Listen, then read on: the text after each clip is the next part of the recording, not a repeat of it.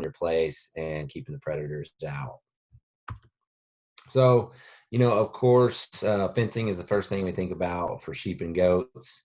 One of the good things about Texas is it's pretty standard in a lot of the regions of Texas to put up woven wire or net wire fencing.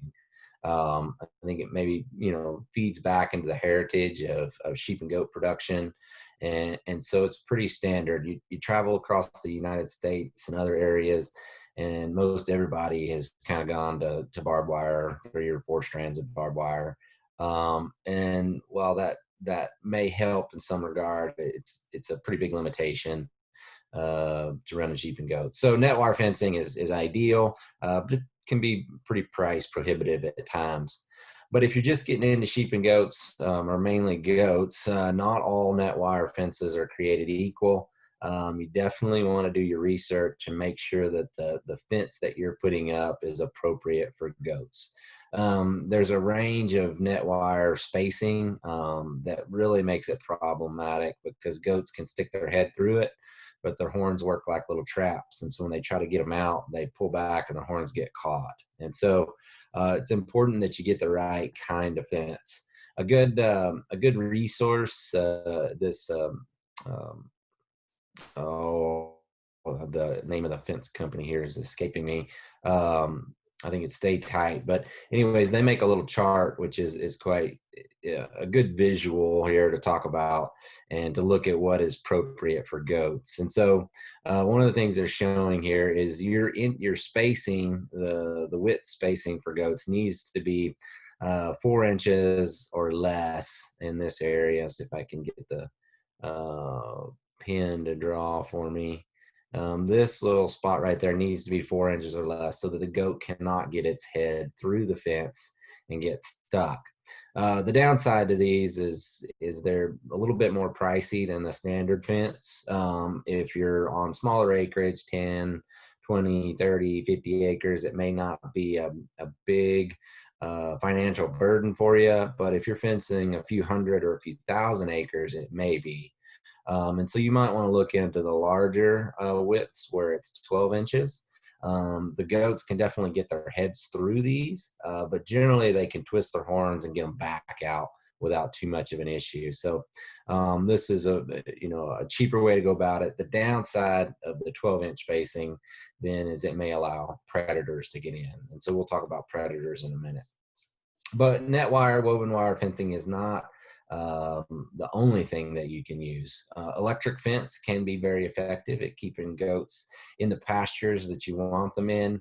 Here's kind of a picture of a rancher in central Texas that has gone, he's been raising sheep and goats in kind of a commercial setting for 40 years almost, and he's gone to where electric fence is his go-to fence. It's a lot less expensive in materials and a lot cheaper to put up.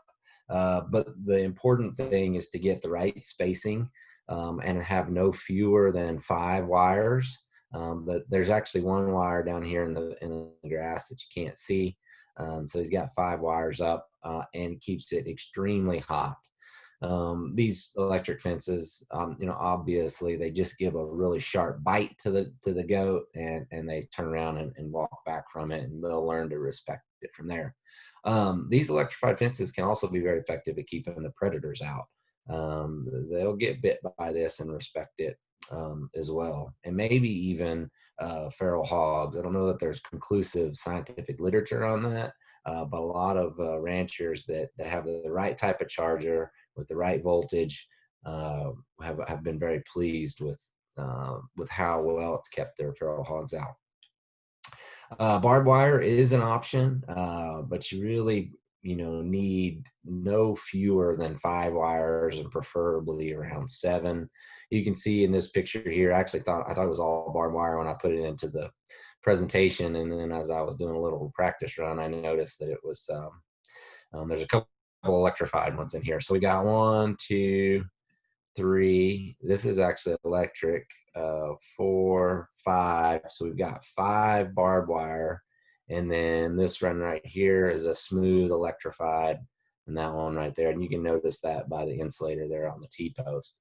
So a fence like this that's kept the integrity, the spacing right, can definitely keep goats in, and maybe be within your price range of what you're needing to be able to run goats.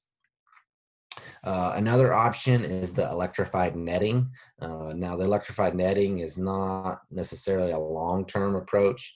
The barbed wire fence, the smooth electric fence, the net fence that we showed before, those are 20, 30, maybe even, 50-year fences. Whereas these electrified nettings might only last you 10 years as they degrade, but they're not ultra expensive. You're probably going to have the same cost in them as one of these other fences, but they're super easy to put up.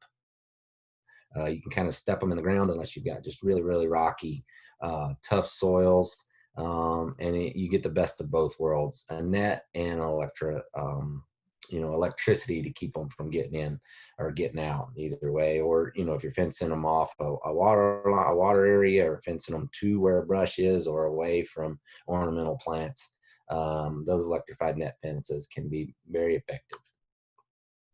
And maybe you have some older fence, whether that's net wire fence or even barbed wire, and you think, well, I just can't replace it all. Sometimes you can come through, add 1 or 2 strands of electrified, either smooth wire or this kind of poly wire with some metal wires kind of wrapped in it. Add that to the fence, and it can stop them. I would suggest against 1, at a minimum, probably 2, and maybe even 3. What you don't want to do is put up 1 wire and then put your goats out, and if they get out, then you add another wire. Because one of the problems is if they get accustomed to leaving and going through a particular part of the fence, it's a lot harder to stop them than it is to create a decent barrier, get them either zapped or physically or unable to go through, and then it kind of blocks in their mind, I can't go through there, and then they just don't test it as much as if they were accustomed to going through that fence. So, but fencing isn't our only option, especially if we're looking to kind of grow into a large entity where we don't own all the land and we can't afford, or just wouldn't be willing to put up that fence. And and that's just having a person with the animals all the time herding them. Now that may seem unrealistic, and it is in a lot of situations, but I've been fortunate to kind of travel the world, visiting sheep and goat regions. And about 2 years ago, I went to Kenya and Ethiopia, and those countries are relatively the same size as Texas, yet they have 10 to 20 times the number of sheep and goats that we do, and almost no fencing. All the animals are herded. So there's someone that walks their animals out into the field. They graze during the day. They walk them back, put them in the yard at night. They have no working dogs. They're all just done with a person who trains these animals to go out and about. And they probably have a whip or something to kind of keep them in line and going where they need to be. And so these animals can be trained to herd with a person. The problem is being able to afford someone to do that. But it's not just in Africa. Mongolia is one of the biggest sheep and goat producing countries in the world, and it's all nomadic. People are walking with them. So these animals are accustomed to being herded. And I didn't know, you may not be aware, but if you've ever traveled the western part of the United States, and where all the public lands and forest lands and BLM lands are, all of those lands are grazed by sheep, or not all of them, but where there's sheep out there, they're all grazing on public lands, and they're generally all herded. Somewhere in the neighborhood of 50% of all the sheep in the United States are herded on open public range. And now these are herded by H2A, generally H2A contract herders. So it's a government program where you can bring in a herder. Depending on what state you live in, it's going to cost you different, somewhere between $800 or $900, other upwards of $1,500 or $1,600 a month. But that person spends 24 hours a day with those animals, herding them. And so in Texas, there's actually some people that are getting into this. They're using H2A herders, and they're running sheep and goats on their neighbor's land, lease land, different places. Generally, they're running it on beef cattle operations that have a problem with brush and weeds. And so the thing is about a herder is you're going to need at least 500 goats. You probably would be better off with between 600 and 800 head in that herd to afford a herder a year. They're going to cost you probably somewhere between $12,000 and $15,000 a year, and so you're going to need 100 to 150 females to be able to cover that cost alone, not all the other costs that you have in production. So herding is an option, and I think if people are really going to get into the business big and expand, it's a really viable option that they should look into. Okay, so we're either fencing them in or we're going to hire somebody to herd them and keep them in, but we still need to be very cognizant of keeping the predators out. Predation is a major issue in the sheep and goat industry. In Texas, we lose nearly 10% of the kid crop every year to predators. And I actually think that's probably underestimated. A lot of the reports only account for those that are killed by predators after marking or after confirmed presence. And we know that there's a lot of predators that eat kid goats at a very young age. And so I would think that's probably an underestimate, but I can't say for sure. What predators are we dealing with? As you're all probably very aware, the Wile E. coyote is kind of our number one predator. It's all over the state, kind of everywhere, different densities in different regions, but it's the number one predator for two reasons. One is it's very good at killing sheep and goats, but two, it can eat newborn kids all the way to adult goats. It may take a pack of them to kill some very strong adult animals, but they're a threat year round. And so are domestic dogs, which come in number two. Domestic dogs, whether it's our own dogs, our neighbors' dogs, or just kind of feral roaming dogs, they can be very problematic. And when they come in and kill, it's not one to night, it's generally in chunks. Bobcats are the number three, and they're killing young kids, generally less than a month of age, and probably even more so less than a couple of weeks of age. Same thing for eagles and vultures. They prey on the young, the new, the weak, where they can peck their eyes out, or they're small enough that they can fly down, pick them up, and haul them off. Lions are a bit rare, but when they do come in and kill, it's kind of like the domestic dogs. They generally get a pretty good chunk of animals at one time. Sheep and goats aren't their primary diet. So generally when they're doing something, they're teaching their young to kill, and they kill in large groups. And then feral pigs is kind of the wild card, the unknown. Most feral pigs won't eat sheep and goats because they haven't figured it out. But when you get a boar or a big sow that does figure out how to eat young kid goats, it can be devastating. One, you might not ever know it. Those kids are born, and if they're born in the night, the early morning, sometimes those pigs will pick them off, and you'll never even see them, and they don't leave any carcass left over. I know one time, back in the 90s, we had a pig come through and eat around 50 Angora goats, and we never knew it. We were waiting for them to start kidding and waiting for them to start kidding, and there was only one or two kids for 2-3 weeks, and then finally figured out that the pigs were picking them off. And so those can be devastating as well. So how do we keep them out? Well, one way is lethal removal. Snares is the go-to method for trapping coyotes, which is our number one predator. But you need some pretty decent fencing to do this. If you're just a barbed wire fence, it's probably not going to work for you. You need to be able to isolate where they're coming in and set one, and you need to be pretty good at it. It's not for the naive. Leg hold traps are pretty good for bobcats, but again, you need to be a pretty skilled trapper.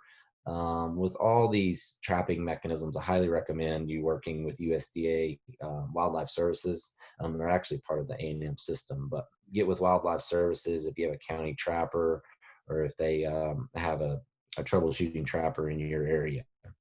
Aerial gunning for pigs may work, but it's pretty expensive. and you need good neighbors. If they're coming on to you, being able to pick them off as they leave your property and go on to the neighbors.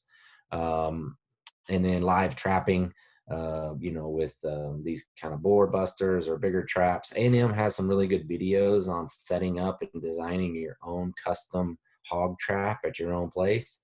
And the big thing is you don't want to use the little traps that are about the size of the back of your pickup truck, because what'll happen is you'll trap one or two, but the rest of the sounder will see that and you'll never be able to trap them again. So I encourage you to watch those videos. The M44 cyanide guns are pretty effective coyotes, but you need a license to do that.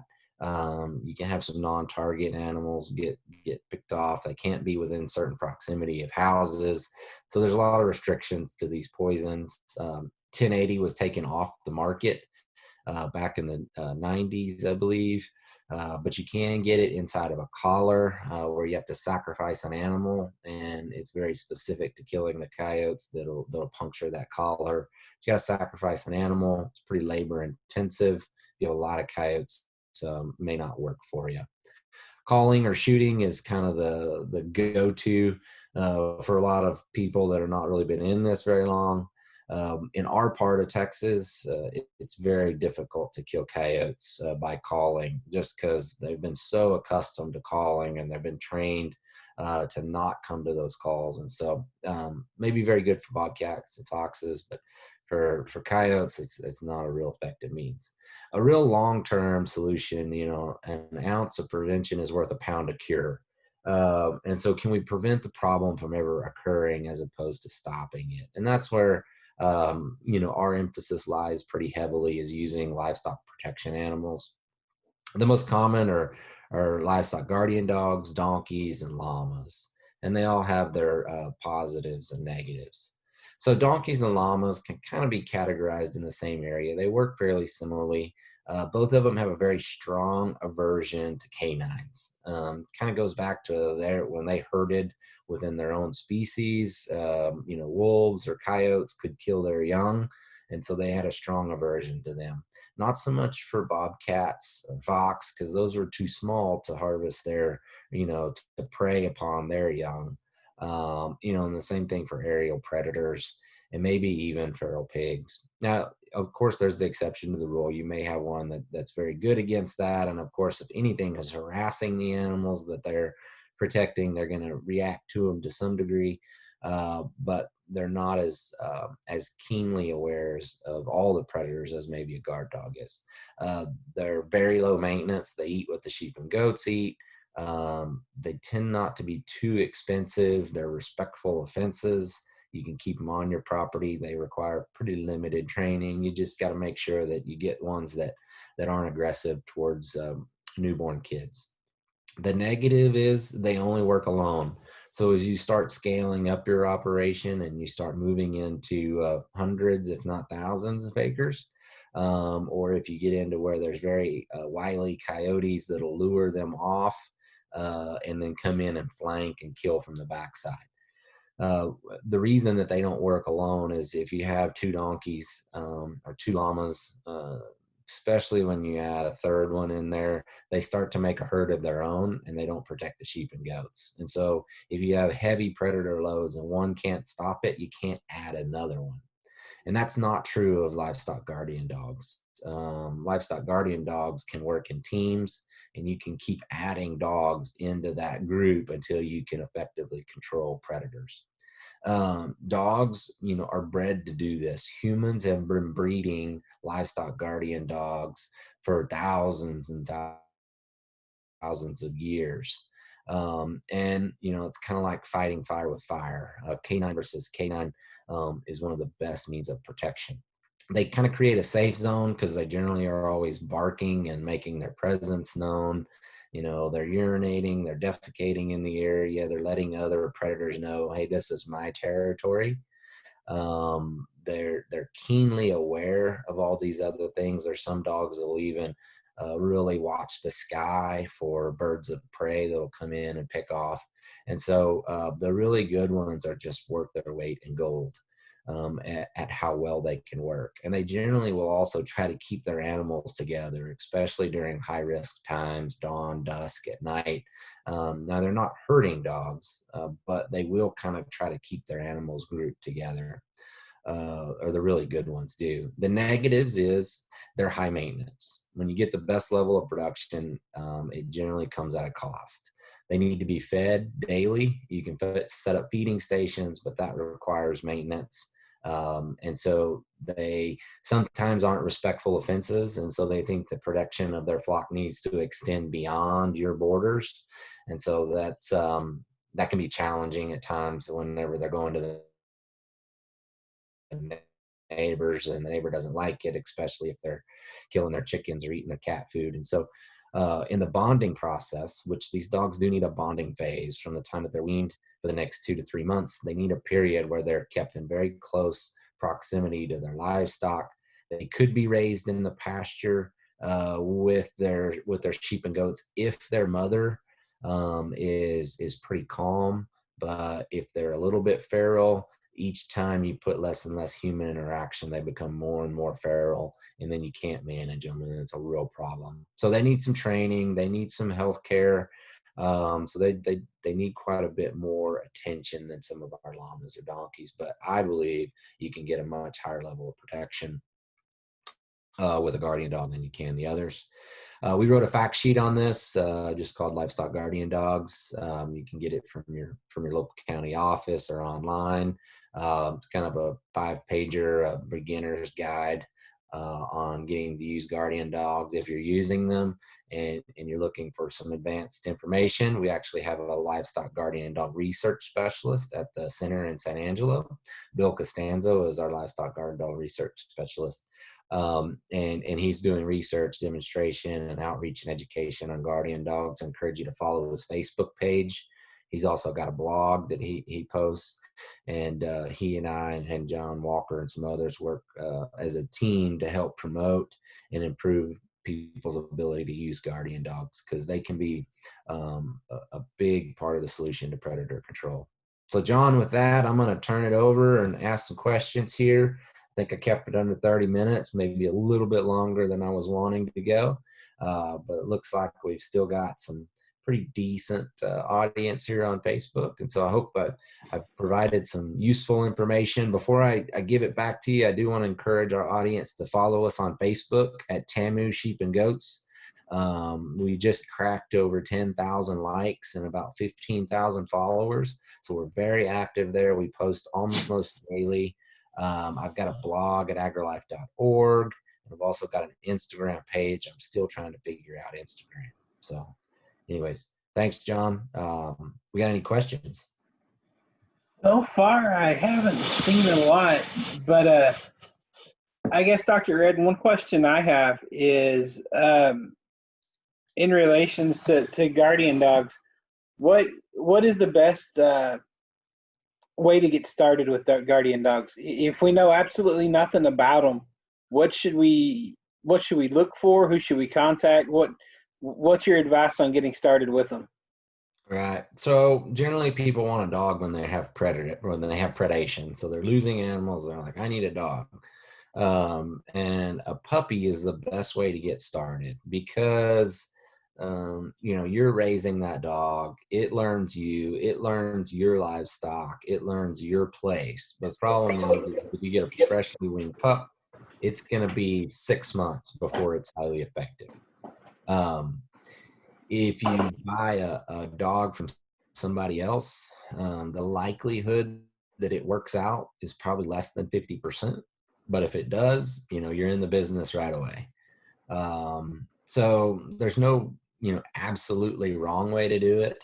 There's just, if you read that fact sheet that we put up online, buy yourself a pup, bond it, raise it, talk to us at the AgriLife Center in San Angelo for assistance. Find a mentor in your area that uses dogs. Do as much research as you can, and just get started with them.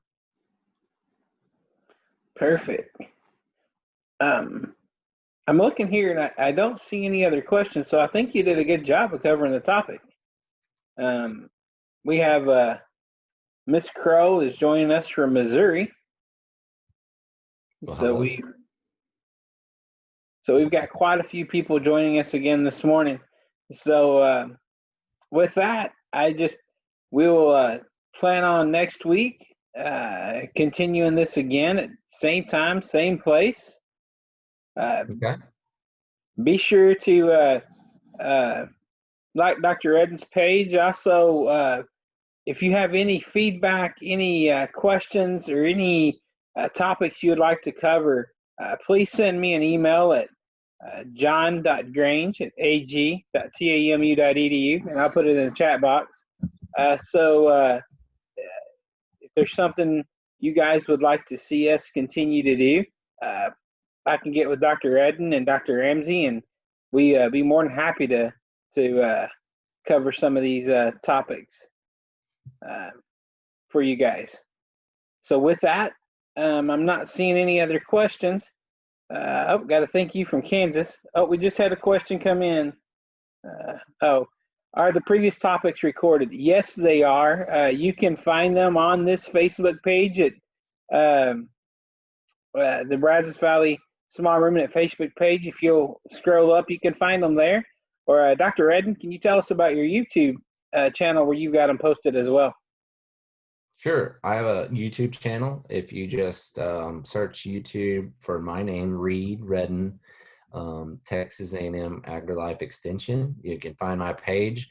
And I have a playlist called, I think it's Profit in Meat Goats. And so it'll have this recording, my first recording, and we're still working on trying to get Dr. Ramsey's recording put up there.